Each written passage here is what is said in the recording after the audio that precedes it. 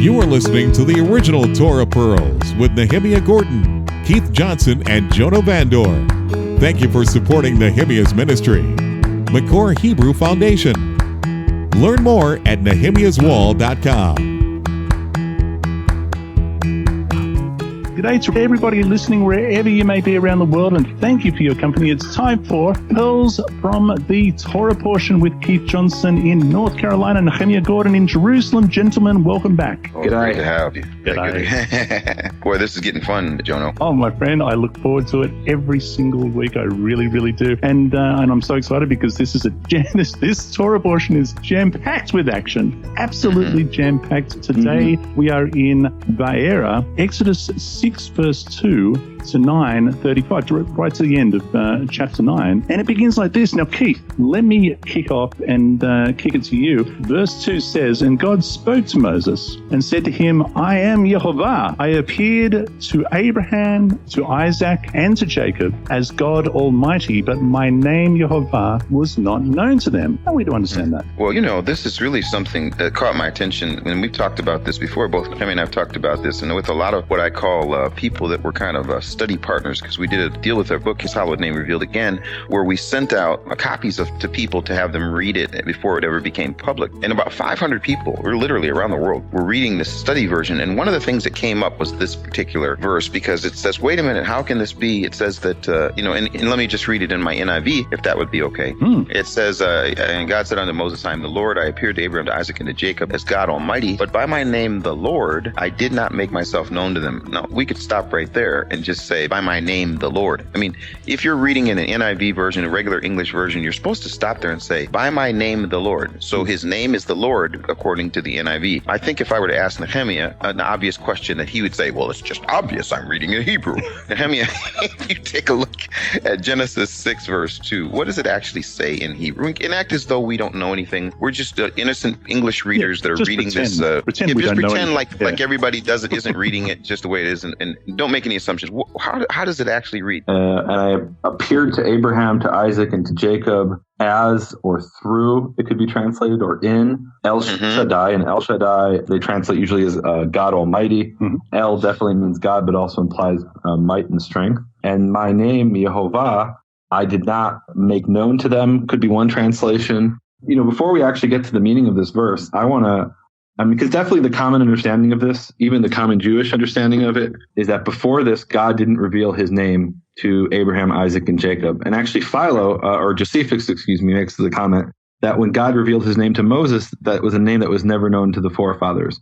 And so I want to first see if that's, quote some verses and show that actually can't be what it means. And what's the guy's name? Sherlock Holmes used to say that, if you rule out all the possibilities, then the only thing left is what may otherwise seem unlikely. And I'm probably misquoting that, but paraphrasing it. So here's a verse in Genesis 15, verse 7. God is speaking to Abraham, and he says, I am Yehovah, who took you out of the Ur Kasdim, of Ur of the Chaldees.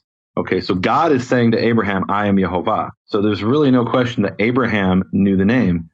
And then when this is in Genesis 28:13, This is when God is speaking to Jacob in the vision of the ladder, the dream of the ladder, Jacob's ladder. It says, and behold, Yehovah was standing upon it, and he said, I am Yehovah, the God of Abraham, your father, and the God of Isaac, etc. So he says, I am Yehovah, both to Abraham and to Jacob.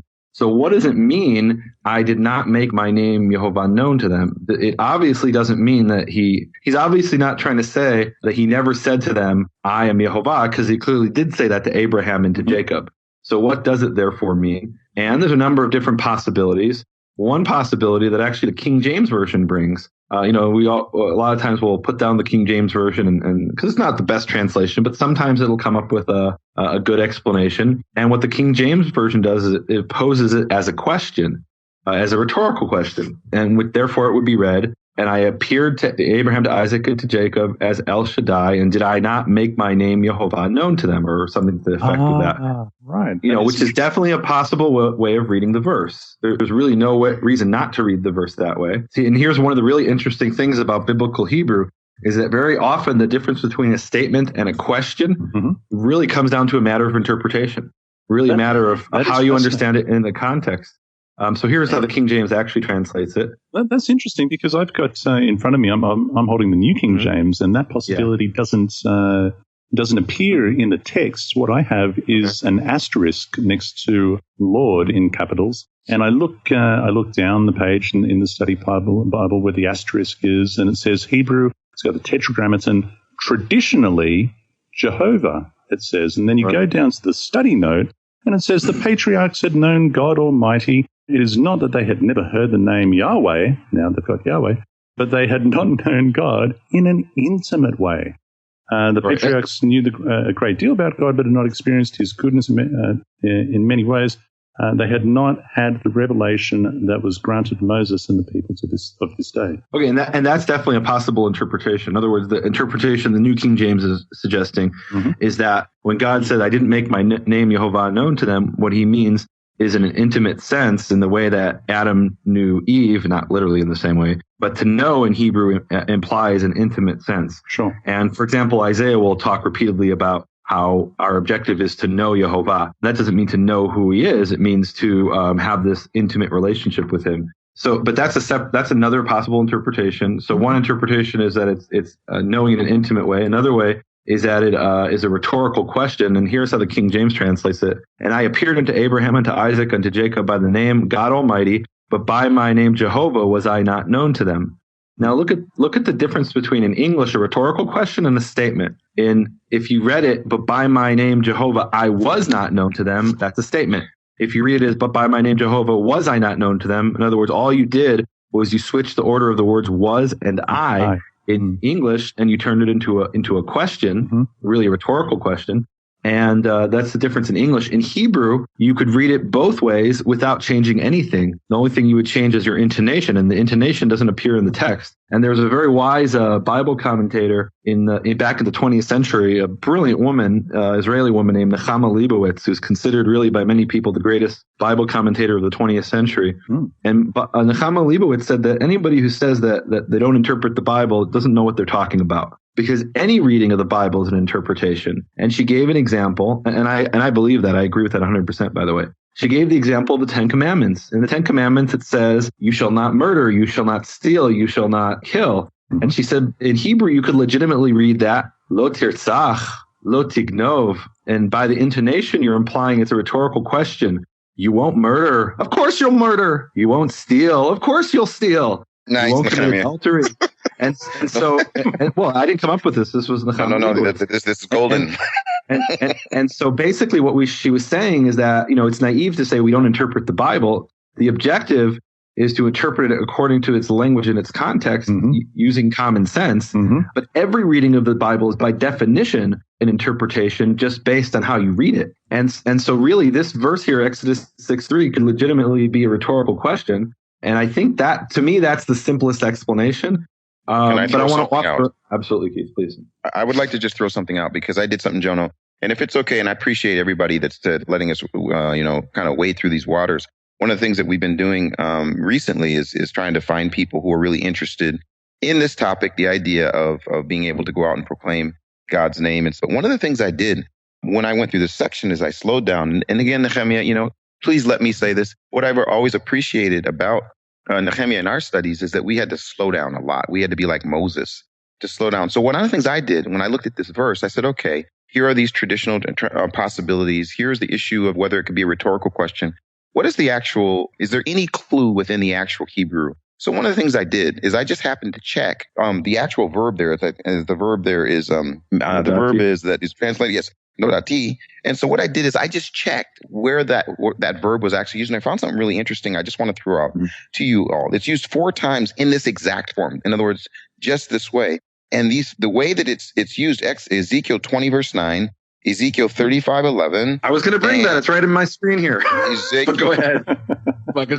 Go ahead. Great minds think alike. That was my third explanation, but go ahead, Bavakasha. No, I'm going to stay as the Methodist reading the NIV. Ladies and gentlemen, I just don't know. The NIV just says, I do not make myself known. Nehemiah Gordon, let me ask you, what do you think? No, go ahead. It's like watching a game of tennis. This is great. No. What's so fun about it is that when I am reading it, and when I am reading it in English, it really was something that made me stop. And so I just went to these, to find out where this word was actually used. And so these particular verses, Ezekiel 20 verse 9, Ezekiel 35:11, and Ezekiel 38:23, seems to have this idea that when he's acting for his name's sake, that it meant something more than just it says, for example, but I acted for the sake of my name, that it should not be profaned in the sight of the nations among whom I lived, in whose sight I made myself known, it says, to them by bringing them out of the land of Egypt. So the idea that he made himself known, and then there was this action, and this action was not an action that was for the individual, it was an action for the nation. It was something that would be seen by more than one. It was something that would be seen by the entire community. And it seems, as we go to these other verses, the idea of him making himself known is something where he didn't make himself known to Abraham, Isaac, and Jacob in this, what do you call it? What would be the best word? Collective state, collective way that he did it. But individually, he did make himself known. And we have verses where they call upon the name Yehovah or Yod-Heh-Vav-Heh. What is interesting about when it's first shown here in Exodus chapter 6, it's like he's setting up saying, look, what I'm about to do, there's not going to be no doubt. There's not going to be any question. When I make myself known, everybody's going to see it. When I make myself known, it's going to be something beyond just you, Moses. It's going to be for the entire nation. And then, of course, these 4 other verses, that was just what I did as I looked at the verb and I thought, wow, could that be? And I learned that particular little process from the man who says it's obvious in the Hebrew. So that was my fight. But Nehemiah, please add something to that. Okay, and that's a great observation. You really took the correct approach, which is to say, okay, we have this difficult verse that obviously can't mean I wasn't known to them, because that doesn't fit with what we read over in Genesis. And so, and even to Moses knew 3 chapters earlier. So what's going on here? And so what you did is you said, okay, let's look at this verb, and the verb is nodati, which is the Nephal form of yada, to know, and which, by the way, could mean I was known or I made myself known, and so I was not known or I did not make myself known are 2 legitimate translations of it.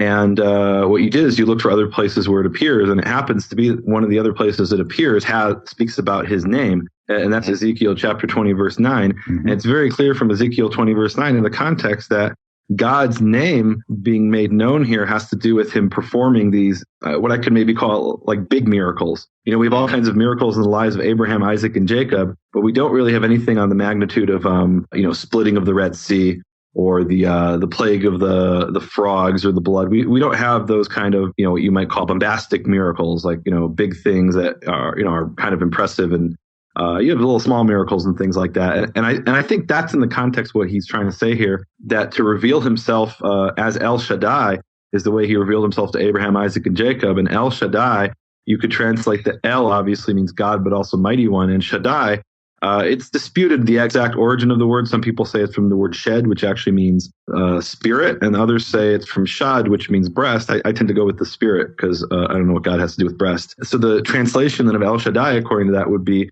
great mighty spirit. So he revealed himself or appeared to Abraham, Isaac, and Jacob as a great mighty spirit. He protected them, the spirit who protects them. That's what he did to Abraham, Isaac, and Jacob. But this Yehovah, the one who was, is, and will be, this and Yehovah implies a might, a strength, that he didn't reveal himself to Abraham, Isaac, and Jacob as. They may have known his name and he may have proclaimed his name to them, but the full force and might of that name, that he only made known in the time of Moses through the great miracles he wrought in Egypt. So he manifests that name He manifests the power of that name, and I would manifests the power of that name. Is essentially what happens over in the story of the Exodus of Egypt, and that's what he's saying over in Ezekiel as well. Can I leave the farm, Jono, just on one more thing?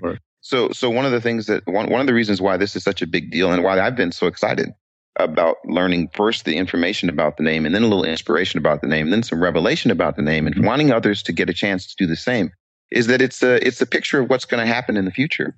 See, he's going to nodati. He's going to make himself known through his name again. It says in Ezekiel 38:23, I will magnify myself, sanctify myself, and make myself known in the sight of many nations, and they will know that I am Yehovah. So one of the things that I've been so excited about is once you get a chance to interact with this information and you get a look at why this is important in Scripture, we find out that this is something he's going to do again. Just like he made his name known in Exodus chapter 6, he says, I'm about to make myself known. And he made himself known. It wasn't just for the people of Israel. It was for the Egyptians and now for every other nation. He's going to do that again. And that's the thing that I get excited about is that this act is not going to be just for the individual. This act is going to be for the nations. And why not now begin to understand the importance of his name, the significance of his name? Look, the pronunciation, people argue back and forth. But if you know what his name is, understand it, what it means, and you call him something else, so be it. But know the power of his name and what it is, what this name means and the significance of it. So anyway, I hope that people will take advantage of learning this information and trying to get it, because it really is that important. I would like to, unless, Nehemiah, did you have something else to add to that? Yeah, so that Sherlock Holmes quote, it says, eliminate all other factors or possibilities, and the one which remains must be the truth, however unlikely. And I think that's what we've done here. We said, okay, we've eliminated the possibility that it means that Abraham and at least Jacob didn't know his name, because clearly they knew his name. And so whatever the possibilities remain, one of those must be the truth. And just to go really quickly back to the Ten Commandments example, I hope nobody thought that I was saying that the Ten Commandments are saying that we're allowed to kill, murder, and steal. Kill, commit adultery, and steal. And on the contrary, it's obvious to anybody with common sense that thou shalt not murder is a commandment and not a rhetorical question. But that application of the common sense is an interpretation. And it happens to be one that's a common sense and logical interpretation. And that's the same sort of interpretation that we should employ whenever we read any text, especially in the Bible, is don't come up with thou shalt not murder. Of course thou shalt murder. That's an idiotic interpretation. The objective is to come up with one that makes sense and that uses logic and fits in with the language in the context. In the context. Amen. Amen. The next 5 verses, let me just read to verse 9 because I really, really like this. It says, I've also established my covenant with them to give them the land of Canaan, the land of their pilgrimage in which they were strangers. And I have also heard the groanings of the children of Israel whom the Egyptians keep in bondage, and I have remembered my covenant. Therefore, say to the children of Israel, I am Jehovah. I will bring you out from under the burdens of the Egyptians. I will rescue you from their bondage. I will redeem you with an outstretched arm and great judgments. I will take you as my people, and I will be your God. Then you shall know that I am Jehovah, your Elohim, who brings you out from under the burdens of the Egyptians, and I will bring you into the land which I swore to give to Abraham, Isaac, and Jacob. I will give it to you as a heritage. I am Jehovah. So Moses spoke thus to the children of Israel, but they did not heed Moses because of an anguish of spirit and cruel bondage. But I love just that whole passage there. I will. I am Jehovah. I am Jehovah. I will. I just love that. And really, doesn't it set the stage, I'm going to do this, and man, it's going to be good. So just strap yourself in. And Jonah, what's funny was you were reading that. I wanted to put you behind a good old-fashioned Methodist pulpit where there's some fire, because you were preaching that. That's just classic. The classic examples. I will. But that next line is what jumps off the page, because the next line is not unlike what a lot of people deal with even today. It says this: He told him, he will, and it says, but they. Why did they not listen? Because of, and it says in my NIV, it's because they were discouraged and because of their bondage. In other words, the external circumstances of difficulty made them forget or even not be interested, in a sense, not being able to even believe it, because they're saying, what he's saying he will do is so opposite of my present experience, I can't buy in. And there's a lot of people that are in that situation today. There are people that are in personal situations. They're so discouraged and they're under such bondage. When they read these words, I will. They're like, but I can't believe that because my situation is too difficult. So what's powerful about this story is he doesn't just say it, he actually does it. And eventually their eyes begin to open, their hearts begin to soften, their minds begin to get changed. And guess what happens? Their feet get to walking and they experience the fact that he makes himself known. So I really, really think that's powerful, that he says it even before they believe it, and then he does it, and then they catch up to him. And I'm that's willing right, to do that. Regardless of their belief, Exactly. does it. Exactly. And that's who he is. Amen. Amen. Moses spoke before Yehovah, saying, the children of Israel have not heeded me. How shall Pharaoh heed me, for I am of uncircumcised lips? Mm-hmm. What do you reckon? Faltering lips, it says to me. You've got faltering lips. I've got uncircumcised lips. What do you have in the Hebrew? It literally says uncircumcised of lips. And what he means by that is he doesn't speak well. We've established that before, that he was apparently a stutterer.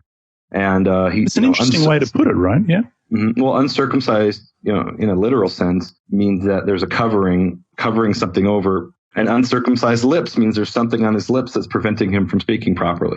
Now that just let me just jump out of here for a second. But that takes me to Isaiah chapter 6, right? Okay. All right. So woe is me, and I'm a man of unclean lips. And then there's the angel takes the coal from the altar and touches his lips. Is that a similar sort of thing? Is that? Yeah, absolutely. Look, this is a common theme of the prophets, that when God calls them to ministry, they kvetch and they say, look, I can't do this. Why me? Why are you choosing me? Mm-hmm. And this is a repeated theme of the prophets. It starts with Moses. And we mentioned last time the parable of Jotham, and I think that's what comes to mind for me, the parable of Jotham, which is that the person who is eager to go out and be the leader, he's probably not the person who should be the leader. Mm-hmm. And what we see, the great leaders of Israel were people who were hesitant, who didn't want it, who, when God called them to do it, can't you choose somebody else? Why does it have to be me? Mm-hmm. Eventually, though, they responded to the call and said, okay, I'm willing to do it. So this is really just some echoes of of some of his excuses of trying to get out of, why did I come and look at the burning bush? In any case, if only I had walked by. If only I'd walked by and not to see this sign. Sheep, I had to take them in that direction. Yes. So here we are, and of course he's in neck deep, and he's not about to leave the commandments and instructions that Yehovah has given him to do.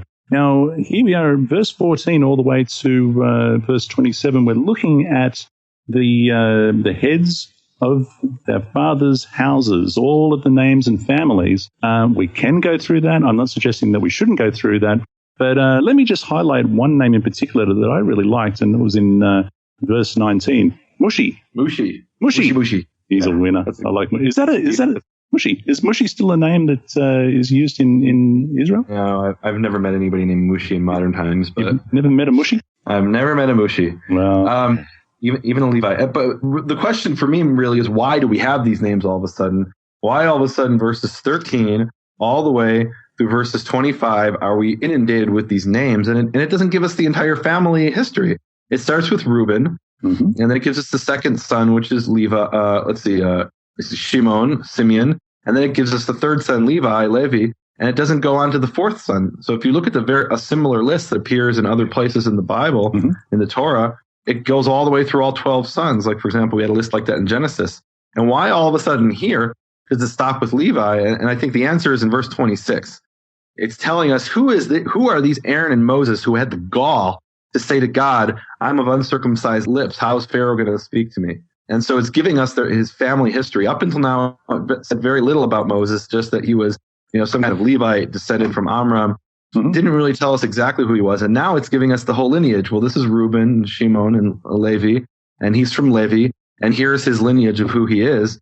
And then we have a really interesting thing in verse 30 is almost an identical word for word repetition of verse 12.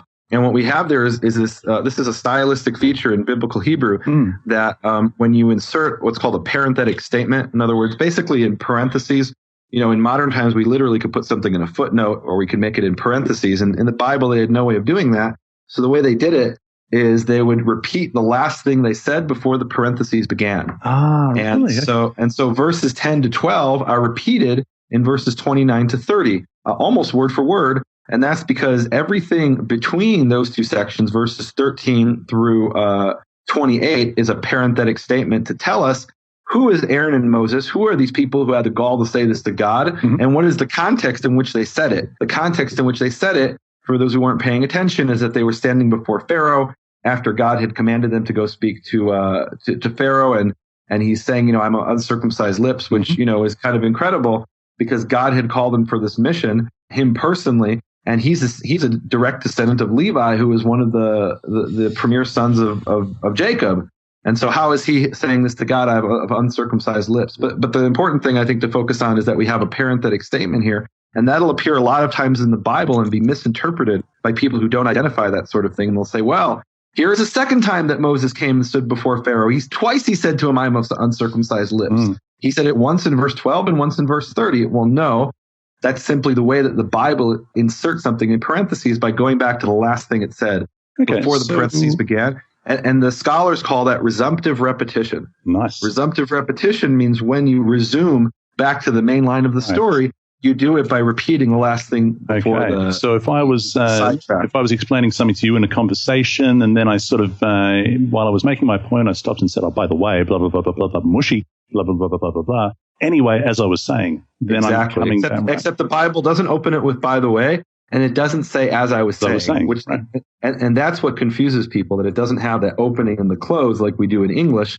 But you're supposed to realize, okay, it's repeating what it said before. Now we're going back to the main story. And that was just a parenthetic thought that was in parentheses or footnote. There we are. Brilliant. Well, I'll say this. We know one of the things we do, Jonah, is I mentioned this before, is that when I was younger and first read the Bible, I'd see these lists of names and I would just jump over the names. I'm like, I don't need to know those names. I can't even pronounce those names. I mean, what does that got to do with anything? Well, there are little things that jump off with these names. And so my favorite name is actually in verse 21. It says the sons of, and excuse me, I can barely read anymore. I don't have my little glasses. The sons of Esau, these are from Aaron and Moses. The last name there, Nehemiah, what does it say in Hebrew? The sons of Esau were? Korach, Nepheg, and Zichri. Zichri is my favorite. Okay, go on. No, I'm not going to preach it. I'm just telling you. Preach it. Come on. That name. When I say that name, got me all excited now. No. George is looking at me like, what? You got to give us a bit of secret. Come on, Keith. No. When that name jumps off the page, look, can I beat my drum? When I see that name, I'm reminded of Exodus 3:15. Believe it or not. And why am I reminded of Exodus 3:15? It's obvious in the Hebrew. Everyone should jump off the page when they see Zichri. But we've got a Hebrew expert here. So Nehemiah, why are you excited as a Hebrew reader when you see Zichri? And why would you think I'd be excited? Just tell the people. Zichri is exactly what God says to Moses about his name. He says, this is my name forever. This is Zichri for every generation. And Zichri means my mention or my memory. And really it means both. So Zichri, when Yitzhar named his son Zichri, it was like, okay, I gave the two other boys names that will be unique to them. But this son, this is the son that carries on my memory. This is the son who carries on my name. This is Zichri. Mm-hmm. Brilliant. So this is powerful, Jono. That's why, again, back to the name. There it is. There's another one. That word. Yeah, it's such a one-track mind, Keith. Yeah, I'm sorry, guys. It's exciting. It's going to make yourself known. We might as well know some information. Amen. You could, yeah. So anyway, go ahead. So we got Mushy, we got Zichri, we've got, g'day to any Mushies listening, by the way. And down in verse 25, we have Phineas. Have I pronounced that correctly? Pinchas. Uh-huh. Now, is this the same that we hear about a little later? Absolutely. He's the grandson of Aaron. It's giving us the context. Okay, this is who we're dealing with. And it kind of almost sounds comical to me that it's telling us who Aaron and Moses are. Everybody knows who Aaron and Moses are. Mm-hmm. But, remember that when this was first being revealed and read to or spoken to the Israelites, that, okay, they needed a context. Okay, who are these guys who've shown up to us and told us that the God of our forefathers spoke to us? Who is this Aaron and Moses? Who are these guys? And so it's giving us their the context of what their lineage is, who they are, what their connection is to Jacob, who is the bearer of the covenant and of the promise. And that's the context of who they are. This guy who was raised as in the house of Pharaoh as a Egyptian prince. Mm-hmm. Who is this guy and what's his connection to us? That's what this is about. Okay. And so it resumes in verse 30. We go into chapter 7, and basically God says, listen, just do what you're told. And in verse 3, Yehovah says, I will harden Pharaoh's heart. Now, Keith, coming from the tradition that you and I were brought up in, how are we to understand that? I will harden Pharaoh's heart. Pharaoh doesn't have a choice in the matter. It's interesting when I remember still first reading this just confused me. I'm like, what do you mean, poor Pharaoh? Why would you harden his heart? I mean, the guy wants to this is, of course, he's saying now what he's going to do. Later in the story, when we get to, I guess I can talk about it more. Mm-hmm. But what's really powerful about it now and reading all of the Tanakh is that he's able to do what he wants. The heart of the king is the pathway. He chooses what's going to happen and how it's going to happen. But this is the powerful picture of what he's able to do. He's saying, look, I can actually go to the heart of a man who doesn't even want to acknowledge my name and do this thing. And I mean, be Moses, when you hear that, I'm like, wow, you're amazing. I see you fire in the bush and this, but what are you going to do? How are you going to do this? He says, listen, I'm going to harden his heart. I mean, that just kind of, that's another one of those jump off the page deals. So I appreciate you slowing down there. Verse 4, but Pharaoh will not heed you, so that I may lay my hand on Egypt and bring my armies and my people and the children of Israel out of the land of Egypt by great judgments, and the Egyptians shall know that I am Yehovah when I stretch my hand on Egypt and bring out the children of Israel from among them. Brilliant. And so it turns out that Moses and Aaron, a couple of blokes in their 80s, Aaron's 3 years older, and then Yehovah spoke to Moses and Aaron, saying, "Now here we go. This is the first sort of the showdown. When you stand in front of Pharaoh and he does his thing, and you do your thing, and he says, I'm not going to let you go. You throw your rod down, and it will become the serpent." Verse 11. But Pharaoh also called the wise men and the sorcerers, so the magicians of Egypt, they also did in like manner with their enchantments. How are we to understand that? I know, but isn't it? Isn't it really? Because, I mean, what are the options? I mean, maybe... Well, there's really there's two options. One is that they actually had supernatural powers, which maybe were demonic or whatever, and they actually performed these things, or they use sleight of hand. I mean, those are the two options. And I know that within the Jewish tradition, both opinions are expressed. For example, Maimonides was a strong proponent of, saying that all magic is just sleight of hand and there's no real power to it. And then other Jewish scholars have said, no, very clearly they were able to do it. And you know what? Both of those are possibilities. And to me, it doesn't really make a difference. Either way, magic is something that we're supposed to stay away from and is forbidden to perform. That's Deuteronomy 18. We'll get to that, I guess. Well, I want to stop for 1 second, and I want you guys to help me with this. So, it's almost like there's this buildup. Here's what's going to happen. Here's what's going to happen. Here's what's going to happen. And you're going to do this and you're going to do that. And then it actually happens, and it's almost like a letdown. Because you know how we have the most famous statement, "Let my people go."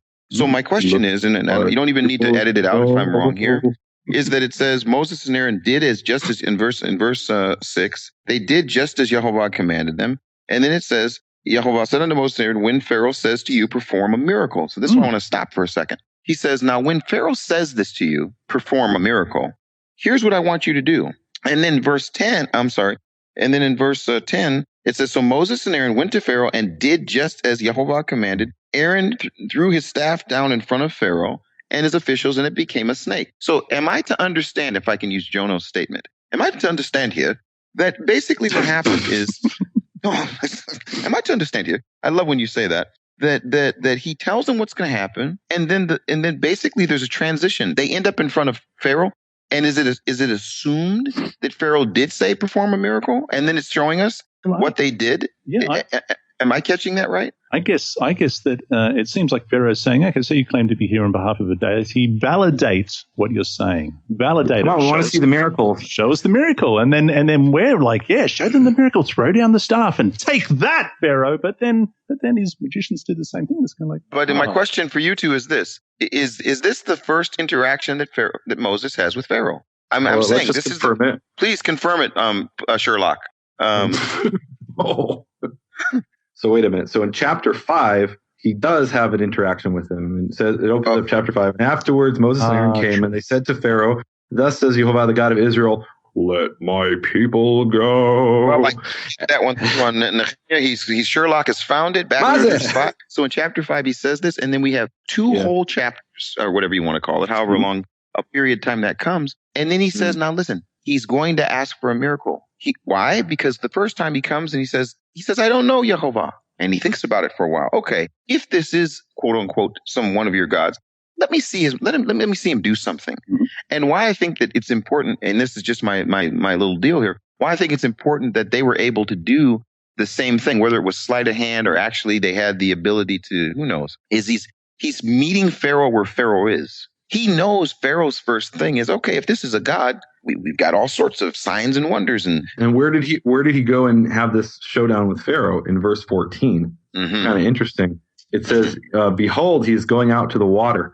Exactly. Pharaoh is coming out to the Nile, which the Egyptians worship, and that's where Moses chooses to confront him on his home turf, standing with his legs soaking in his God. That's where Moses is going to challenge him. Yeah. And that's why I think it's interesting that they do these first few, and we're going to get to it in a second, but these first few are kind of like, okay, this is what we can do. We can do this. It's like the Father, he doesn't say, okay, I'm going to start way up here. I'm going to start right where you are. I'm still going to, harden your heart and let you know that I am Yehovah, but I'm going to start right where you are, right where you're at your water, right where you're thinking that you're worshiping your God. That's where I'm going to begin to reveal just who I am. It's a pretty powerful progression is what I was trying to get to. One of the really interesting things about, these miracles and these signs that you're asking is, does the magic really have power? And I guess we don't know about the ancient Egyptians. What we do know is that in the ancient Greek world, you had priests of various temples that would perform all kinds of miracles and signs and wonders. And we actually have a book that has survived by one of the Greek engineers who describes how a lot of these things were done. And he's not writing this to expose them. He's writing this for temple priests to learn how to employ these tricks to convince the people that the gods were real and had power. And like, for example, one of the things they would do is when you approach the entrance of the temple of one of the Greek temples, the doors would open up. Now, anybody who's been to a supermarket isn't impressed with that, but the ancient Greeks were very impressed by that. That was a sign that the gods were real. The doors have opened up for us. And one of the more famous signs is when they would approach it's actually one of the 7 wonders of the ancient world. The Herodotus list is the statue of Zeus at Olympus. When you would approach that statue, they would hear this rumbling like thunder. And later on, the Christian scholars heard about this, and they were making fun of the Greeks because there were still people who believed in this. They said, "Yeah, it rumbles like thunder because there's rats inside, and they've eaten the inside, which is ivory." But one of the things that the Greeks used to say back to the Christians and the Jews is they say, "You believe in this invisible God of yours, but we go to the temples of Zeus and we see the miracles, and you're believing in this invisible God that you can't touch and you can't see and you can't perceive." Whereas we go to our temples and we see the miracles happen. We see healings. We see the blind seeing and the lame walking.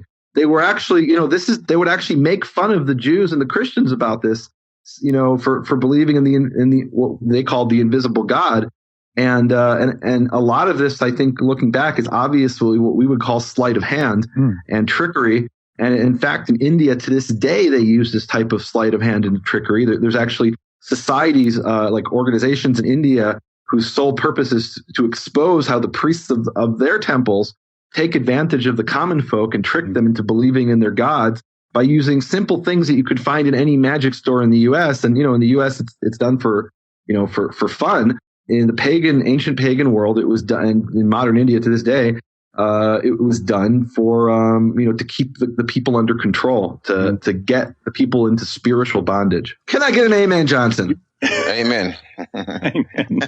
And I'll say, let me just add to that. Obviously, it's not just India. I mean, it goes on. We see it going on in the States in evangelical Christianity in the Pentecostal charismatic world. It was Jono that said that. All right, leave the wheelchair on the stage. We're in verse 17. Thus says Yehovah, by this you shall know that I am Yehovah. Behold, I will strike the waters which are in the river with the rod that is in my hand, and they shall be turned to blood, and the fish that are in the river shall die. The river shall stink, and the Egyptians shall loathe to drink the water of the river. And so he does this, and it all turns to blood. Now, this reminds me of a conversation that Joe Dumond and I had.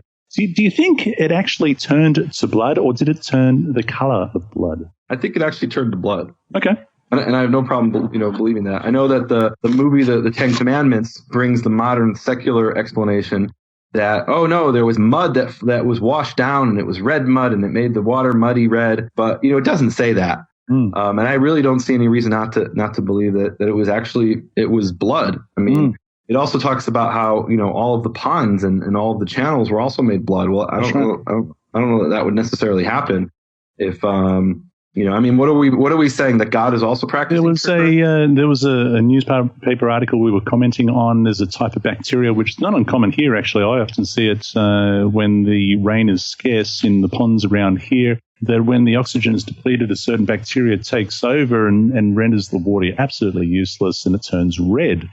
So it's an interesting thing, but in any case, blood. And verse 22, the magicians of Egypt did so with their enchantments, and Pharaoh's heart grew hard, and he did not heed them as Jehovah had said. And Pharaoh turned and went into his house, neither was his heart moved by this. So all the Egyptians dug around the river for water to drink. That's kind of interesting. If the rivers turn to blood, the ponds have turned to blood, but it seems like they can kind of dig around so water in the ground perhaps was accessible. The groundwater seems to have been protected, I guess. Interesting. This is a foreshadowing. If you just dig a little deeper, even when the water turns to blood, you can get the fresh one. There it is. Spoken like a true Methodist. True Methodist.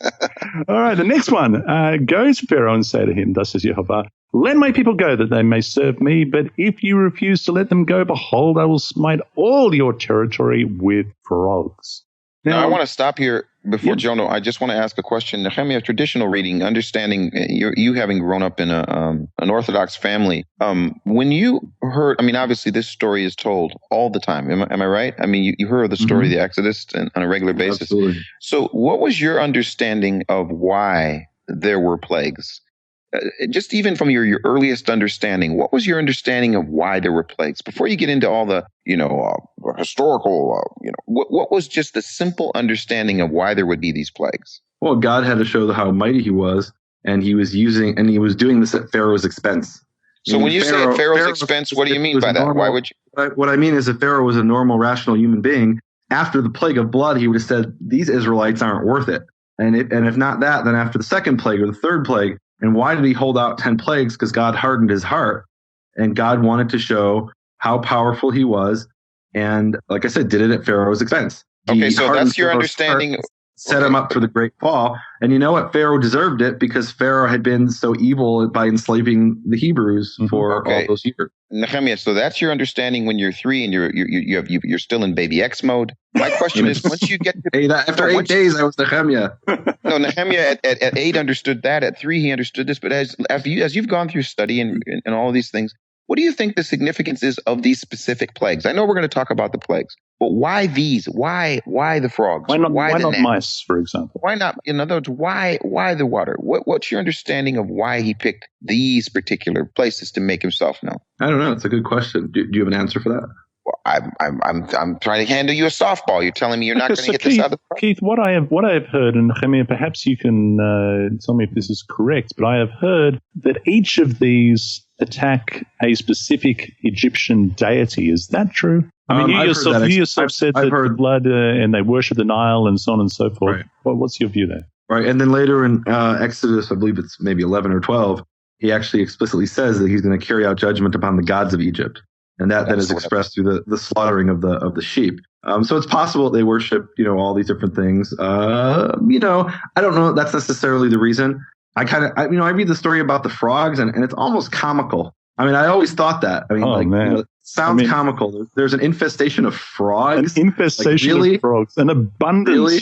Oh my goodness. And you know what? Once you're actually experiencing it, Pharaoh must have heard this and laughed. And then when he experienced it, he's like, this ain't no joke. This isn't funny anymore. This is for real. So the reason I'm bringing this up, guys, is because I believe that this is still, and again, I'm looking forward to, and what I'm seeing now is that these things that maybe whether they were worshipped or maybe they were put in a place that they shouldn't be, what does he say? What's the first thing he says? You shall have no other gods in my presence, in my face, before me, whatever we want to use. That it's like a picture. Look, I'm going to show you people. And this is what's so powerful as we go through the story. I'm going to show you, look, you are in Egypt and you see all of this false worship that's going, you see all these things that are going on. Come on. Are there not symbols and who's a god and all these things? And this is a god and that's a god. It's like he goes right down the list, down the list. I'm going to show you that this is no power. This is no power. This is no power. This is no power. And all of these things were a judgment against the gods of the land. But the reason I think that's so significant is he's showing what he said in the beginning. I am Yehovah. I will. And he does it through action. And again, this goes back to him making himself known. He's making himself known in the presence of the Israelites, and the Egyptians. And to this day, it's one of the most well-known stories in all of the Bible, what God did in Egypt. I mean, it's a picture, and I believe it's a picture for what he's going to do when he comes back and goes right down the list here in the world today with all these false things that put themselves up and set themselves up against him. And when he's going to just knock them down one at a time, he'll make himself known again. That's my preaching. I stand by it, and I ain't taking it back. And looking forward to that day. Verse 3, so the river shall bring forth frogs abundantly, which shall go up and come into your house, into your bedroom, on your bed. Can you imagine it? Into your houses, and this is the one that really creeps me out, into like the servants, the people, and into your ovens, and into your kneading bowls. That's just... There's no room to hide from this. There's going to be no room. And verse 7, and the magicians did so with their enchantments, and they brought up frogs. I mean, can you imagine that? Oh, we could do that too. Oh, okay, so you can do it. Stop. Right. We got enough frogs. Well, Pharaoh called Moses and Aaron and said, entreat the Lord, entreat Jehovah, that he may take away the frogs from me, from my people, and I will let you go, that they may sacrifice to Jehovah. And here begins him saying that he will, and then he doesn't, and then, around and round we go, and he doesn't keep to his word. And the third plague, oh my goodness, the third plague. Well, before you get to the third plague, it's really interesting, verses 5 and 6, because Moses says to Pharaoh, he says, he says, let me show off, that, in roughly translated, when I should have, stop the frogs from coming. And what does Pharaoh say in verse 6? He says tomorrow. Yeah. Tomorrow? What do you mean? How about now? Do you kind of like them in your bed? What do you... Well, no, and I think that Pharaoh just didn't have the faith yet. He didn't believe that Moses really had this power, or that, that the God of Israel was really that powerful. And so, I know it takes time for my priests, when they need to perform a miracle, they need time to prepare. Okay, tomorrow. And if Pharaoh had really understood who he was dealing with, he would have said, this second, make them stop now. Away from me. Actually, before we get to the third plague, we've got verse 13. So Jehovah did according to the word of Moses, and the frogs died out, and out of the houses, out of the courtyards, out of the fields, and they gathered them together in heaps. Oh, my goodness. And the land stank of rotting frog corpse. Okay, moving right along.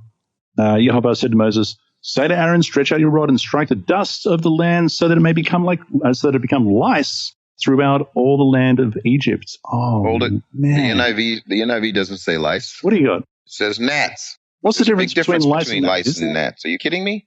Tell me about it. Up in Minnesota, where I'm originally from, boy, when gnats come, there's it's not like a lice where you can actually see it, and this kid's got lice in his hair, little maggots or whatever you want to call them.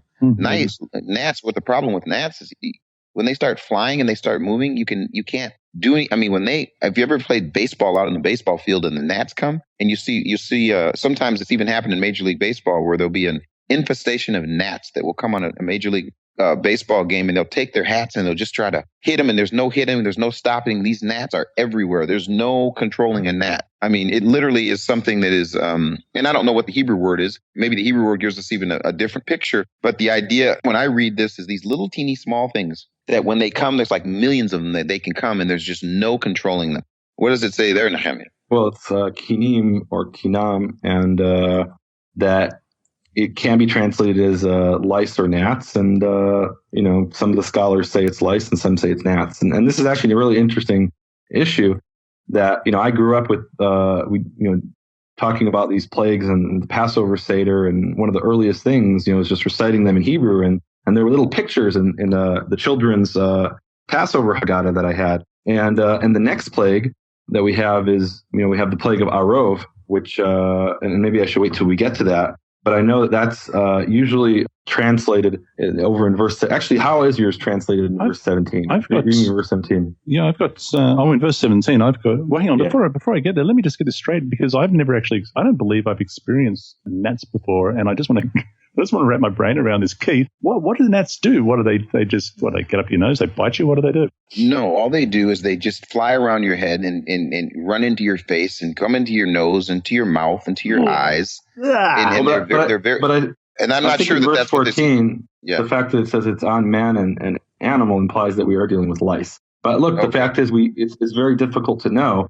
What's significant is in verse 15, the magicians say, maybe we can reproduce this, but this is obviously God. This is the finger of God. this isn't trickery or sleight of hand. We only need to be shown, what is it, down the third time? We only need. What do you mean? Read the verse. What are you talking about? The magician said, maybe we can reproduce this. It says here in my NIV. But when the magicians tried to... Whether they... No, not whether that. This is what it says. But when the magicians okay. All right, so let's edit that out. No. No, I'm going to check if that's edited out. No, you're right. I wanted to say the great Copy to said, whatever it says. No. Okay. Okay, everybody be silent for 2 seconds for the end of the edit, and go. So, of course, in verse 14, it says that the Egyptians were unable to reproduce this. They tried to produce gnats, and they were not able to, and it was on the gnats or lice were on man and animal, etc. And they realized this is God because they weren't able to do it with their trickery. There it is. And, it says the finger of God. And I'm sticking by that story. Okay. And the magician said to Pharaoh, this is the finger of God, but Pharaoh's heart grew hard. The next one, what I've got is flies. I've got a swarm of flies. There's something I can relate to, fellas. There we go. We have flies here in Aussie land for sure, and we're no fan of the blowies. Right. So the blowies. So in Hebrew, the word is arov, and I grew up with reciting the story over on the Passover Haggadah. Every evening, Passover evening during the Seder, and we would dip our finger in wine, and we would recite the name of each of the plagues. Dam, Svardea, Kinim, Arov, and if you were a child, when I was a child, there was pictures in our Haggadah, and the pictures showed that Arov was wild beasts, and that's what the translation said, wild beasts. And why did it mean wild beasts? Because Arov literally means a mix, so it'd be a mix of different types of lions and tigers and bears. Oh my! And basically, the interpretation of understanding it as flies simply means that it's a mixed bag of different types of flies. There's mosquitoes and there's, I don't know, tsetse flies and all kinds of different flies, and they're infesting. And really, how do we know which one it is? And the fact is we don't. And it's possible that it was either a mixed bag of flies or a mixed bag of wild animals. Both of those are definitely possibilities. Okay, interesting. Okay. So, we've got this time of year in summer, we've got mozzies. Oh, man, I hate them. Mozzies? The Aussies have mozzies? The Aussies have mozzies. Oh, mosquitoes. Okay. I want to ask this. I want to ask one question, guys. So, Jono, is it my understanding, and this may be a connection to Chemia, I don't know if it is or not, the idea that first the gnats really were sort of lice type, and then they became flies? You know how this idea that you have these to say that. No, I'm asking a question. So you've got all of these lice or whatever this word is that's used. Now, how does it happen down in Australia? How does a fly become a fly? Well, you've got the maggot, and that takes me back to the big piles of rotting frog. Exactly. Mm. So I'm just wondering, I'm just bringing this up. I mean, so you have all of these gnats and these lice or whatever this word is, and that it says that they were not able to do it, but then it doesn't even give a room. It says, go up early in the morning and confront Pharaoh as he goes to the water and say to him, this is what Yehovah says, let my people go so that they may worship me. And if you do not let them go, I will send swarms of flies on your officials, on your people, on your houses. The houses of the Egyptians will be full of them. Mm. I mean, I'm just still looking back at, the progression. You're down in the water. You got this stinky red. Then all of a sudden you've got these frogs, and then you've got these rapidly becoming a disgusting place to be. It's a disgusting place to be. But it's just hygienic. The thing that I really like about this is verse 22. And in that day, because I imagine, in comes Moses, and he's obviously got the air guard on, and all the flies are propelled from him, and he doesn't have flies around him. And he comes in and he says, hey, if you had enough of this. And it says in verse 22, and in that day I will set apart the land of Goshen, in which my people dwell, that no swarms of flies shall be there, in order that you may know that I am Yehovah. In the midst of the land I will make a difference between my people and your people. And there it is. Now, we don't understand, fellas, that up until now, the Israelites have experienced all of the previous plagues. That's what it sounds like. And it does. He says, I will deal differently now pertaining to flies. I'm going to deal differently. Mm. And I'm glad. If I'm there, I'm like, wow, good. Yeah, for sure. But Keith, why do you think the Israelites would be subject to the flies, the lice, the frogs, the water? What would be the purpose of that? I'm not sure. All I know is that when I read this particular verse, when I hear about him dealing differently, I'm immediately pushed forward into the story, and because he's getting ready to set this, okay, here's what I'm going to do with my people. Here's what I'm going to do with your people. Here's what I'm going to do with my people who listen to me. Here's what I'm going to do with my people who don't. It's almost like there's we're moving toward this idea of this most major sign that's coming, but I'm not quite sure about the before. I just know that now I'm starting to prepare. It's interesting though, isn't it, right? Yes, yeah. Yes. Can I ask you to read again verse 23 in your English? So verse 23, it says, I will, and I've got an asterisk here, which is always interesting. I will make a difference between my people and your people tomorrow. This sign shall be, and the asterisk says literally, set a ransom. Set a ransom. So the word there actually, pedut, I would translate as a redemption. I will place a redemption between my people and between your people. And that redemption is what protected the Israelites from these plagues. He established a redemption for them and not for the Egyptians. Can you elaborate on what was the redemption, Nehemiah? Yeah, that they wouldn't be subject to those plagues. So they were redeemed. They were redeemed from those plagues. Where's the sign of the redemption? The sign of the redemption is that they're not hit by the plagues. What are you talking about? Amen. Okay. No, this is important. Isn't it? And actually, the same exact word appears in Psalm 111, verse 9. It says, he has sent redemption, same exact word, pedut. He has sent redemption to his people. He has commanded his covenant forever, say forever. Holy and awesome is his name. Amen. Amen. That was a Torah Pearl. And then Isaiah chapter 50, verse 2 has the same exact word. And this is a beautiful passage here in Isaiah 50. It says, why when I came was there no man? When I called was there none to answer? Is my hand shortened at all that I cannot redeem? The same word there, pedut. Or have I no power to deliver? Indeed, with my rebuke I dry up the sea, I make the rivers a wilderness. Their fish stink because there is no water and die of thirst. And this is alluding back to the story of the Exodus. Now, let me be radical, guys, and I hope those that are listening are still with us. So here we have an example. This is a perfect example where what would normally happen from my tradition is they would say to me, there is no redemption unless there's blood. So the sign of the blood that we get to over the doorpost ends up being the first time for redemption. Here we have redemption in this verse before there's any blood. I think this is a really significant thing that our creator, the creator of the universe, says, and I think the English translators had a bit of a problem here, because if they would have just put it the way that you just read it, Nehemiah, then people would slow down and say, wait a minute, God can't do that. Do you understand from my tradition? In my tradition, they'd say, no, God can't do that. There can't be that until we get to the lamb being slaughtered and the blood put over then there was real redemption. No, let's go right here at this verse. Let's slow down. Let's see what the verse says. And let's let that sit on our table here that we have to eat from, this buffet of Torah Pearls and that we're looking at. This Torah Pearl that you just shared is really significant, because what it's saying is it isn't. I mean, please translate it in English. Give the verse, give the number of the verse, and translate it just the way you just read it regarding redemption. Verse 23. So in Hebrew, it says, "And I will place redemption between my people and between your people. For tomorrow there will be this sign." Wait. So it's not "I will" at the time of the Passover. "I will" tomorrow. You mean the next day? Tomorrow. Before there's any blood, I'm going to actually do this. And the sign of the redemption is that the Israelite people were not affected by these plagues. So what I have to do back in my days, what I'd have to do is go into the seminary library and try to find some way to theologically make this work, rather than let it. But maybe, Pastor Johnson, this is a foreshadowing that when the plagues come in the future. No, it says tomorrow. No, I'm telling you what it says. But how does it apply for the final tomorrow? What's the foreshadowing here? Come on. When the plagues come in the future, the sign of the redemption will be those who are not stricken by the plague that will come. Amen. What he's able to do then, he's able to do now. What he's able to do then, he's able to do now. What he was able to do then is he said, I'm going to place a redemption. And you know what? He can place that redemption now. Amen. He can do what he wants to do, when he wants to do it, where he wants to do it, with whoever he wants to do it, or without whatever he wants to do it. Let's move on. Excellent.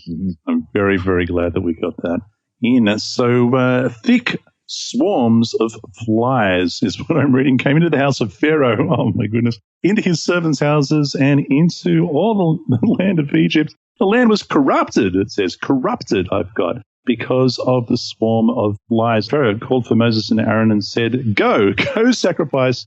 Now, this is interesting because he's saying, look, all right, take your mates, go off and do what you want to do. And it seems like it's a day trip. But Moses says, it is not right to do so, for we would be sacrificing the abomination of the Egyptians to Yehovah our Elohim. If we sacrifice the abomination of the Egyptians before their eyes, will they not stone us? We have to go 3 days' journey. Nehemiah, the abomination of the Egyptians. Are we just talking about sacrificing sheep? What are we talking about? Yeah, the abomination. Yeah, absolutely. We had read this earlier we heard about this earlier in Genesis, that they can't even eat at the same table as shepherds because the shepherds are an abomination. They slaughter the sheep which the Egyptians worship. And Moses at this point already knew that God was going to require sacrifice. And he had said that. He said, the sign that I'm really speaking to you is that you'll come to this mountain and you'll worship here. And Moses understood that worship was going to be the slaughtering of sheep. And he realized if he slaughters sheep amongst the Egyptians, the Egyptians will not tolerate that. They'll kill all the Israelites. And on the other hand, you have to wonder, is this not an excuse to some extent? Yeah. Meaning, I mean, really, if let's say Pharaoh had said, okay, you can go out in the desert for 3 days. I expect you back. Would they have come back? And I think the answer is obvious. They wouldn't have come back. Probably not. Because he goes on to say, well, fine, whatever. He's got flies all over him. They're getting in his mouth as he's talking. There's Moses, looking super cool with no flies on him. And he says, look, fine, you head off into the wilderness. Just don't go very far. And by the way, intercede for me. He says in verse 28. Well, I think what's interesting about this is that, and again, this is one of these things that when I'm reading through this, it slows me down a little bit. And I, again, when I read this one little thing when it says that Moses said, that would not be right. The sacrifices we offer to Yehovah our God would be detestable. And if we offer sacrifice to detestable in their eyes, we must take a 3-day journey. So it's almost like Moses. I mean, did Yehovah tell him that? And we have examples where Yehovah will tell one of the people, hey, Samuel, don't tell them what you're actually doing. Tell them it's something else. There have been those kinds of situations in Scripture. We don't see that here. Is this Moses simply saying, look, whatever I got to do to get my people out of here, I'm going to get them out of here, and I'll tell them it's a 3-day journey, and that's the deal? Or is that really what the intention was? I mean, obviously that's not the intention to go out for a 3-day journey. It's to leave. Well, it may have actually been a 3-day journey, meaning that may have been a true statement. But that's where they stopped to make the question, how far is the real Mount Sinai from Egypt? Maybe it is 3 days, who's to say? It sounds about right from the biblical account. The question is, what would they have, done after this, and this is the hypothetical situation. If Pharaoh had let them go and they went out and sacrificed at Mount Sinai, would they have then returned to Egypt? Obviously not. But then, but that never happened. So that's hypothetical. Fair enough. So the next one, we're in chapter 9, and it is a disease on the livestock, as far as I understand here. Thus says Yehovah, God of the Hebrews, let my people go, that they may serve me. If you refuse to let them go and still hold them, behold, the hand of Yehovah will be on your cattle of the field, on your horses, your donkeys, your camels, the oxen, on the sheep. And a very severe pestilence is what it says. And Yehovah will make a difference between the livestock of Israel and the livestock of Egypt. Nehemiah, please, Torah Pearl, would you tell us whether or not make a distinction is the same as the earlier make a distinction? So, V'hifla Yehovah ben miknei Yisrael uven miknei Mitzrayim. And that's the word that actually means to separate, to make a distinction. Aha. So this is a Torah Pearl, ladies and gentlemen. Very interesting. Slow down. So wait, are you telling me, Nehemiah, that this make a and maybe I'm overstating the obvious. So you're telling me that this make a distinction is different than the other make a distinction? Absolutely. Is that what you're saying? Right. And actually, that's the same word that we had in Exodus 8:18, where he says, "But on that day I will set apart the region of Goshen, where my people dwell." Which and where was the verse where we had the redemption? That's verse 23. Okay. And incidentally, Keith, I'll just say I know that it's different. Do you know how I know? A second. Yeah. Well, okay. So in the Hebrew, it's because Hebrew there's different verse numbers. So in 20:22. It has the same word in Exodus 8:22. It has the same word as it has here in Exodus 9:4. And the King James has, and I will sever in that day the land of Goshen. And so that's a different word from the word redemption, which it has in the following verse, Exodus 8:23. So there's the separation, and then there's the redemption. Okay. And so I was just going to mention that I know it's foreshadowing. I know it's a different word because there's no asterisk here in verse 4. And Keith, don't we need to be suspicious of the dreaded asterisk? Yeah, well, no. Well, Nehemiah, you mean to say there's no asterisks there in the Hebrew? No, the Hebrew is not. Usually, in my experience at least, the asterisk in the New King James is just a little hint saying, "Hey, we're live." Hey, I want to say something to people that are listening. I want to do something from all the people that are listening to the Keith Johnson show with guests Nehemiah Gordon and Jonah Vandor. What I want to say is, those that are listening, no, I'm just kidding. Those that are listening, I want you not to be discouraged when we do this exercise, and we set out to do this. Jono's in Australia in the summer. Keith is in North Carolina in the beautiful, I don't know what the weather is. It's beautiful and blue. Nehemiah is over in Israel. I'm not sure what the weather is there. But at the same time, we have 3 different translations that we're working with and access to more than that. And one of the things I want people not to be discouraged about is that when you are reading in your English Bible, whether it's the NIV, the New King James Version, whatever it is that you're reading from, what we've always done in Nehemiah, I think this has been a really, really powerful thing that we've done. We've always taken these English translations as another tool or as another witness, something that we can use to balance against what we have. And guess what? This issue of in translation, it is an art. Would you agree? As you're going through Hebrew, it's not an. I'm doing my speech now. You asked me a question. No, okay, but if I ask a question, sometimes you'll answer it for 5 minutes, and then it's a rhetorical question. Shall we not murder? Shall we not steal? No, but I want people to be encouraged that, one of the things you can do is you can open up when we get to this, Pearls from the Torah, have 2 or 3 translations in front of you. Mm-hmm. That's exactly what we're doing. We're trying to get people to be able to take a look at what's there, transition, look at, parallels, etc. So be encouraged. Everybody didn't have the chance that Nehemiah's had to be, to be completely, it's a powerful experience to see what's happened in terms of the Hebrew Bible and how Nehemiah you're able to go through it like we read through it through the English, but there are benefits to having more than one translation, and that's exactly what we're doing. So don't be discouraged, be encouraged. That's one of the things I love about you, Keith, is that you're so diplomatic. Keith is diplomatic. Wait, so one more Torah Pearl in verse 3 in the Hebrew, Exodus 9:3, and I'm gonna toss this softball to Keith. Keith, it says there in the Hebrew, "Behold the hand of Yehovah." And then in Hebrew it says, actually read me what you got there in the English in verse 3. The NIV says, "The hand of the Lord will bring a terrible plague on your livestock in the field, on your horses and your donkeys, your camels, and on your cattle and sheep and goats." Okay. So it says will bring. That's how they translate it here. And what it literally says in Hebrew is, "Behold the hand of Yehovah, hoya b'miknecha." So can you comment on that? Hoya literally means it will be or it will happen. The hand of Yehovah will happen on your cattle that are in the field. But is there a significance of that word? Oh boy, when I think about that word, I wish I was sitting here reading it just like you. We might have revival music right now. They might get behind the organ, and I could start talking about, he was, he is, he shall be. I mean, come on. When you read that in Hebrew, it's like, it's a reminder of who he is. He is, he was, he shall, he is, he shall be. So when you say the hand of Yehovah, hoya, is that what it says? Hoya. The hand of Yehovah, hoya. And what I'm getting that there is this is the word, the present tense word to be in the feminine form, and hoya, and it rhymes with the name Yehovah. And I don't think that's an accident. I think that, because this is an unusual word to have used here. It could have used lots of other words. It could have used the word that it used in the NIV, to bring, lehavi, tavi, it would have said, or miviah, or something like that. But the fact that it used the word hoya, I think, which is a really unusual word here for this context, I think is to create this rhyming with God's name. And aren't there some other examples that we have of that, Johnson? Well, there are other examples that.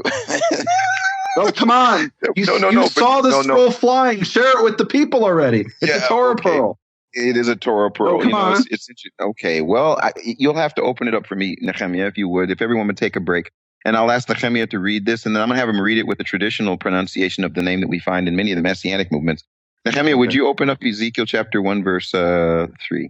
Okay. Hold on, before you read it. Can you have Jonah read it first in English? Yeah, I've got it here. Okay. 1 verse 3, in the New King James at least, it says... Before you do that, Jonah, one second. Let's short background, everybody. I have this scroll flying over my head. This is why we're even on this phone right now. This dream I had was a scroll flying over my head. Lady said to me, if you could tell me where the scroll opens up. And I said, Ezekiel 1:3, the scroll comes down, it opens up to that spot. It took me about 2 years to actually want to study in Hebrew what Ezekiel chapter 1, verse 3 says. And when I saw it, it just was very powerful. So first English, then Nehemiah, and then we'll go back to why this is so significant. The word of the Lord came expressly to Ezekiel the priest. And that's enough. So what it says in Hebrew, the first 4 words are, and I'm going to use the traditional Messianic pronunciation, even though I'm a Karaite, I'm not Messianic. Hoyo haya devar Yahweh, which literally means there surely was the word of Yahweh, and that says to Ezekiel, the son of Buzi, the priest, etc. But if you read it in the way it's preserved in the earliest vocalized Hebrew manuscripts, it's Hoyo haya devar Yehovah, and that rhymes. The reason that's significant is that it is totally unnecessary to have said Hoyo haya. It would have normally said, and normally would say, often Vayehi, and it came to pass, the word of Yehovah to Ezekiel. And why does it say here Hoyo haya devar Yehovah?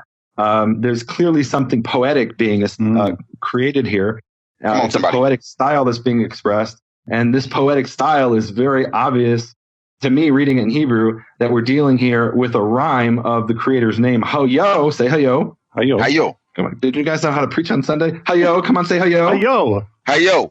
Haya, say haya. Haya. Haya. Devar Yehovah. And then what we have there is the 2 syllables, the O and the A. Hayo, haya, devar Yehovah. That's beautiful poetry in Hebrew. And clearly we're dealing here with something that's built on a poetry that matches the name Yehovah. It doesn't work with Yahweh or Yahuwah or other forms of the name like that. And the interesting thing about our verse in Exodus 9, chapter 3, remember I said it was an unusual word to use here? Mm-hmm. Not only is it an unusual word here, the present tense form of the verb to be, it's actually one of only 3 times in the entire Bible. Truly. And it's the only time in the Bible where it appears in the feminine. The other 2 are hoveh in the present, in the masculine. And this is the only time it appears in the feminine. It's, of course, in Hebrew, it's feminine because the word hand in Hebrew is a feminine noun. And so it gets a feminine verb. But Hine Yad Yehovah Hoya, that is rhyming, that is poetry, and it doesn't work with Yahweh. Hine Yad Yahweh Hoya. Oh, doesn't really do it, does it? Well, and you know what I want to say to people? It wouldn't be fair for us simply to tell you this without giving you the access to the information. Mm-hmm. And I'm telling you right now, Nehemiah, you have done a phenomenal job of giving what I call the boundaries around the idea of understanding the significance of the name grammatically. And we added 1 chapter in the book, His Hallowed Name Revealed Again, where people can actually learn why the issue Yahweh is such a troubling issue regarding the way that the language is actually used and how we come to the name Yehovah. And I know there are people that would say, you guys got to stop saying that because Hovah means disaster and this. They don't understand those issues, those grammatical issues. So one of the things that I did in this book, His Hallowed Name Revealed Again, is what I had learned from Nehemiah regarding the grammatical boundaries around the issue of the name. I placed that in the book in a chapter 8, where people can actually look and learn this information. It's not overwhelming for you. It's not too difficult for you. You don't have to go to the Hebrew University to understand it completely. But what you can know is that the information is based on the grammatical information that we have that gives us the understanding of why you hear Keith and Nehemiah, Nehemiah and Keith and the great Jono from Australia saying Yehovah. It's not that we had some revelation where God revealed his name. We're actually looking at the manuscripts, pulling that information out and applying it and not making fun of those that would call him something else. But when it comes to the actual Hebrew grammar, it's important to understand there are language rules and there are ways that language works. And here's an example, Nehemiah, that you did. I'm glad we slowed down, where you're showing this beautiful poetic statement here in Exodus chapter 9, which most people wouldn't get or wouldn't even see if we didn't have the access to that information. So I want to tell you thanks for that. And it just seems strange that we have to go from that to boils, but so it is. The 6th plague is boils, and it just gets worse and worse, doesn't it? I mean, it just gets more disgusting, as if But so it is. The boils break out in sores on man and beast. Ugh, any beast that sort of didn't die from the lice. But what are we talking about? Cats and dogs, and good heavens, is what I mean. Rats and no, the dogs were exempt. Oh, the dogs were exempt. Sorry, absolutely. Georgia, are these the same boils that were upon Job? Is it the same word? That's a good question. Let me And the reason while you're looking for that, Nehemiah, while you're looking for that, it's interesting because what we have in transition here is that we have things that are happening sort of outside of the human. The human experience is, look, this happened. There are flies, there are gnats, there are these things, there's blood in the water, etc. But am I fair in saying that when we get to the issue of boils, this thing became real personal? Really personal. I mean, it's so personal. So much the word here is shchin, which is the same exact word that appears in the story of Job. And we're probably dealing here with might be something like smallpox. Or it might just be, sometimes they translate this as hemorrhoids. Hey, there you go. Okay. But either way, whatever it is, it's actually physically. Now, I'm not saying that these other things didn't affect them physically, but this now has become real personal. And so when it says, and this was just something that I had done, it's in their flesh. And so I want to ask a question, and this, I hope I'm not diverting too much here. And Nehemiah, this is going to take a quick, you're going to have to really put on your technology hat. I want to ask this question. Do you find a different word for, but Yehovah had hardened Pharaoh's heart in verse 12 versus the other times that he had hardened his heart? And this was something I had looked at in some time in the past, and I don't have it in front of me. But the hardening of the heart, the word that he uses for the hardening of the heart, is it the same exact word, or are there not two different words that he uses for hardening of the heart? Well, there's actually three. One we saw is L'hakshot, he says akshet lev paro. That means it's from the word hard. The other is hichbid or kaved, which means heavy. Literally, he made his heart heavy.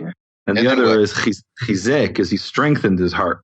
And which one do we have in verse 12 here? Verse 12, hold on, is vayichazek, and he strengthened the heart of Pharaoh. Literally, I mean to say he had to say, look here. Go ahead. Yeah, and what that means, he strengthened his heart, is these things are going to happen to you, and your heart's going to. In Hebrew, the expression is your heart will melt. You're gonna get all weak in the knees and like, oh man, I can't deal with this. And instead, God strengthened Pharaoh's heart, and Pharaoh was, I'm just not gonna listen to this.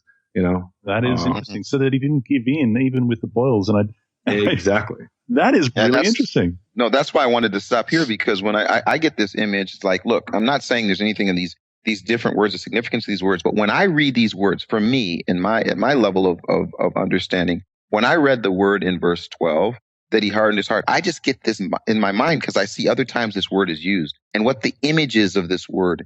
It's like grabbing a hold of Pharaoh and saying, I ain't going to let you let your knees get weak. I'm not going to let you say, I'm going to look, get out of the way, Pharaoh. You're going to stand through this. I'm going to make you stand.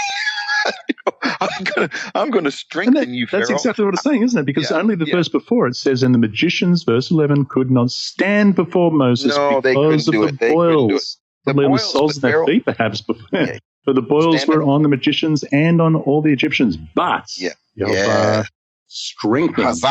He strengthened his heart. Amen. Okay. There it is. All right, last one. This is the last one that we read about in this Torah portion, and it is the hail. And wasn't that an awesome scene in the movie when it starts flying out of the air, this fiery lava-type hail? Do you reckon that was a little bit like that? Well, he says this, I will send the worst hailstorm. I'm reading out of the nearly inspired version. Therefore, verse 18, therefore, at this time tomorrow, I will send the worst hailstorm that has ever fallen on Egypt from the day it was founded until now. So, it's a pretty bad hailstorm. That's some serious stuff. Once it takes me back to about 10 years ago, we had a hailstorm here in Sydney that was spectacular. Never seen anything like it since. And the hail balls were the size of like cricket balls, maybe like a soft, like a baseball, if you like, that size. And it went through tin roofs, corrugated iron roofs that tore through. It absolutely destroyed cars. It crushed cars, and there was carnage everywhere. It was just one of the most spectacular things. But I imagine perhaps, that these hailstones were even bigger. It destroyed trees. It was carnage all over the place. This is worse than Texas hail. That's how bad this was. Yes. Well, I want to say this, guys, and let's take a minute to unpack this for those that are listening. I know that they'll enjoy this. That I see something really significant in the plague of hail. And what I see is where the first time he says, now, give an order now to bring your livestock and everything you have in the field to a place of shelter, because the hail will fall on every man and animal that has not been brought in and still is out in the field. The officials of Pharaoh who feared the word of Yehovah hurried to bring their slaves and their livestock inside. But those who ignored the word of Yehovah left their slaves and livestock in the field.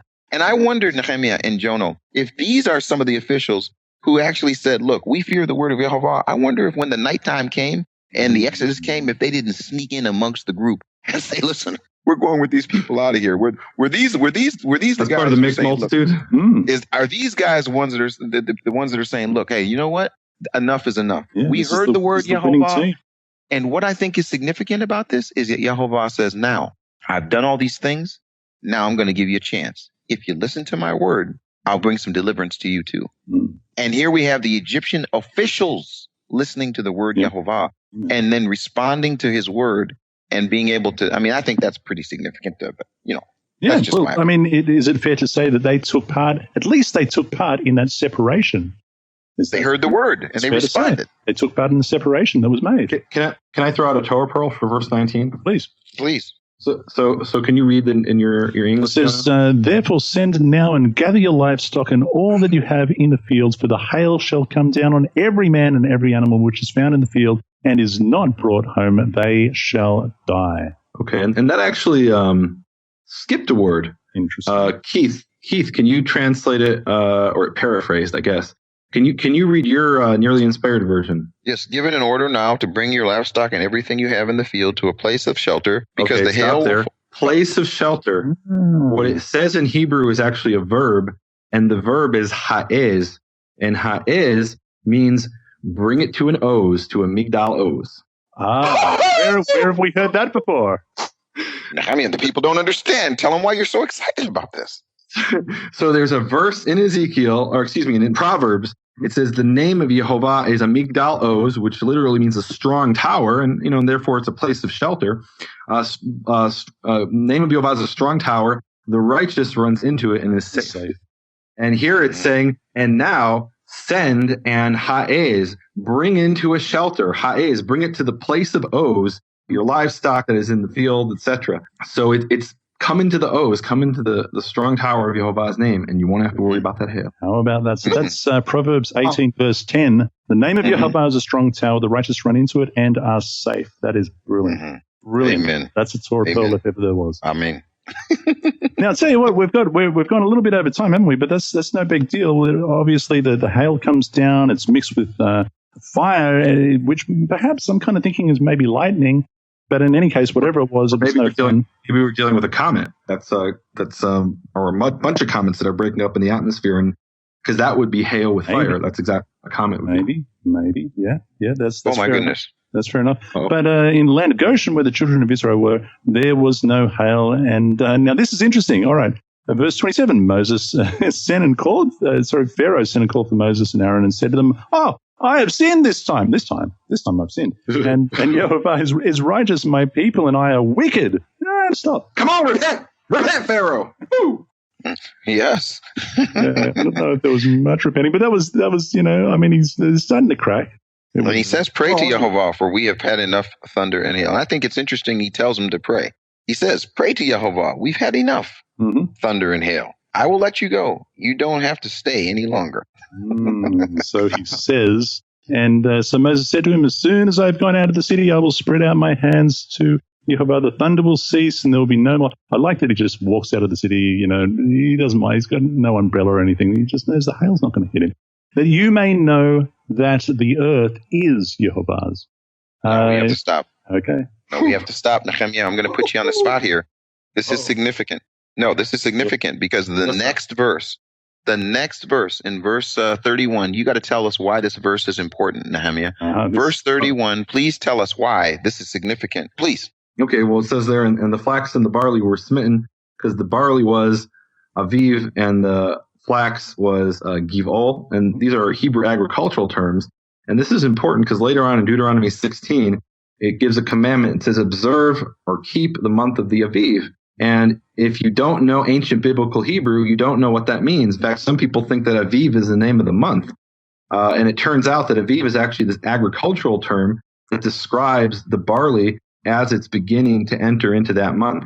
And this is one of our key verses for reconstructing the meaning of that ancient Hebrew word, the word Aviv, which is important even for the Hebrew speakers, because in modern Hebrew, Aviv has taken on a new meaning, which is the meaning spring. And you can actually look in there's a dictionary that chronicles the history of the Hebrew language, and you can see that shift took place around the 14th century. And everything before that, all the Jewish sources, Hebrew sources, always use the word Aviv in the sense of this agricultural stage of ripening. And then around the 14th century, when there were Jews in Europe, where, because Israel doesn't actually have a spring to speak of. But when they were in Europe and they were dealing with spring in Northern Europe, then they had to come up with a word for it, and they adopted this word. So that's important because the biblical calendar is basically the beginning of the year is governed.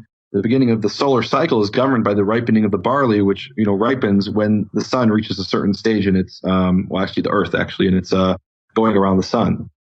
So that's significant for the biblical calendar. Let me say here, if I can, Jono, there are some people that would not read this particular verse. They would not think that this verse is important or anything about the earth regarding the issue of the Aviv is important. And so what they do is they'll come up with all sorts of other plans for how they determine when the month of the Aviv is, or what I should say is the calendar, without even referring to this particular part of scripture or the idea of the land letting us know the times and the seasons and the days and the years. So I think it's kind of interesting that, and as we get to chapter 12 is where this is going to be really interesting. I think that's the next thing that we do, where we connect chapter 12 back to this, Nehemiah. So get your Aviv hat on if you can. We'll be going into more detail in regards and I hate to interrupt you, but I think we're actually already into the next Torah portion. This one actually ends in verse 25. No, 35 I've got. Are you sure about that? I got 35 here. I could be wrong. 1 second. This will have to be edited out. Gordon doesn't even know the Torah portion. Oh, yeah, verse 35. Disregard that. Edit out. So I'm going to be checking this tape. Jono. 3 major edits. No, there's 3 major edits, but you know what's great about Torah Pearls? Keith dropped the ball. I dropped the ball. And now I dropped the ball a second time. All the way until 30. The reason I thought this was so significant, though, was because we are going to get into this next section. And one of the things that's so powerful, Jono, is just the little small things. So how would we ever understand the month of the Aviv unless we were to understand exactly the progression of how this took place? So I think it's really fascinating that we're going to not only learn as we're going through the portions, we're going to learn about how God determined time, and that's just pretty exciting for me. So, and this is also important because it's giving the context here, the time frame context, because later on in Exodus 23 and Exodus 34, it's going to tell us to keep the Passover in the time of the Aviv, because in that time you went out of Egypt, and and that time when the barley was Aviv. So this is So even if I've got some sort of some looking up in the heavens and determining when the times are based on the what is that called, the zodiac signs. That wasn't what Moses did back then. That's not what the people did back then. And even if you do it right now, you're coming up with a completely different system to figure out time. If you want to be biblical about it, you probably have to understand what the Bible says about time, and it's pretty obvious that it has something. That's one of your 3 T's, isn't it, Johnson? Time, Torah, and tetragrammaton. Torah and his tetragrammaton. So we're going to get into some God's time. To that, and we're going to be going into some detail in the next Torah portion.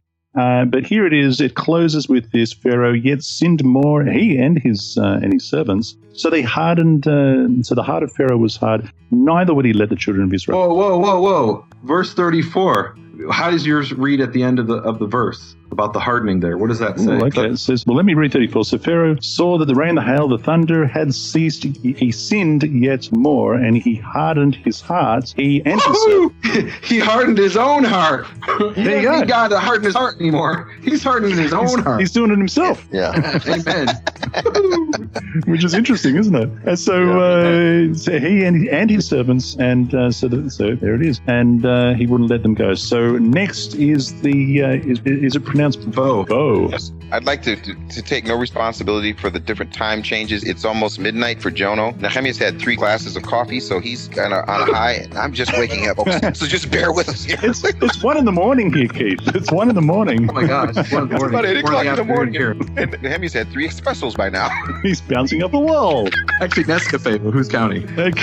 Thank you, Nehemiah Gordon and Keith Johnson, for coming back on to Pearls from the Torah portion. I enjoy this thoroughly. Every time you guys were on, it is just marvelous, and I know that the listeners enjoy it. And as Nehemiah said, next week we're in Bo, Exodus 10 verse 1 to 13 verse 16. And until then, dear listener, be blessed and be set apart by the truth of our Father's word. Shalom. You have been listening to the original Torah Pearls with Nehemiah Gordon, Keith Johnson, and Jono Vandor. Thank you for supporting Nehemiah's ministry, Makor Hebrew Foundation. Learn more at nehemiahswall.com.